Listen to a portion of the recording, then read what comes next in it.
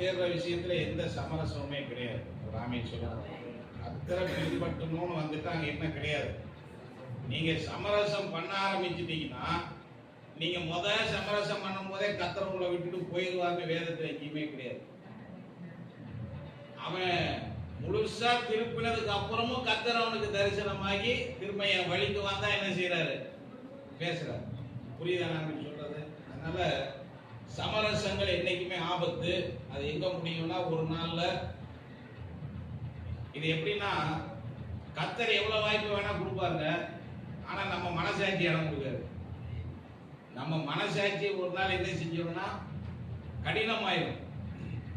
நம்ம மனசே நமக்கு என்ன செய்யாது? இடம் கொடுக்காது. ஒரு குற்ற மனசாட்சிக்குள்ள நம்மள தள்ளிடும். அதனால சமரசங்கள் கூடாது. எப்படி இன்னைக்கு நீங்க கத்தரை பின்பற்றீங்களோ கடைசி வரைக்கும் இதுல நீங்க வளரதான் செய்யணுமே தவிர இடையில எந்த சமரசமும் என்ன செய்யக்கூடாது. வேதத்தை வாசிக்கிறதுக்கு பதிலா நான் ஒன்று செய்ய போறேன், ஜெபிக்கிறதுக்கு பதிலா நான் ஒண்ணு செய்ய போறேன், பாடுறதுக்கு பதிலா நான் ஒண்ணு செய்ய போறேன், கத்தரை தேடுறதுக்கு பதிலா நான் ஒண்ணு. இதுக்கு பேர் தான் சமரசம். ஒரு நாளும் நம்முடைய ஆவிக்குரிய வாழ்க்கையில் சமரசங்கள் கூடாது. மூணாவது கேள்வி, நான் துவக்கத்தில் தேவனை எப்படி நேசித்தேனோ அப்படியே இன்றும் நேசிக்கிறேனா? நான் துவக்கத்தில் தேவனை எப்படி நேசித்தேனோ அப்படியே இன்றும் நேசிக்கிறேனா? அந்த ஆதி அன்பு இன்னும் என்கிட்ட இருக்கா? அது ஒரு வளர்ச்சியில இருக்கா? இல்லைன்னா அது தேஞ்சு போயிட்டு இருக்கா?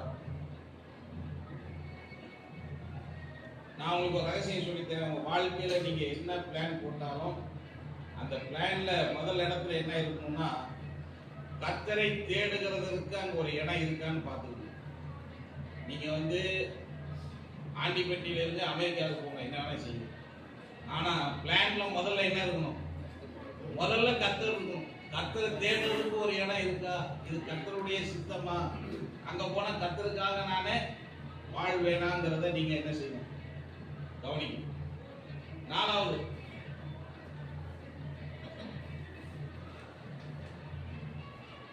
வேண்டாம் என்று என்னால் தவிர்க்க முடியாத காரியம் என்னிடத்தில் இருக்கிறதா? அது வேண்டாம்னு தெரியும், ஆனா அதை தவிர்க்க முடியாம எதையாவது ஒண்ணு நானே வச்சிருக்கேனா?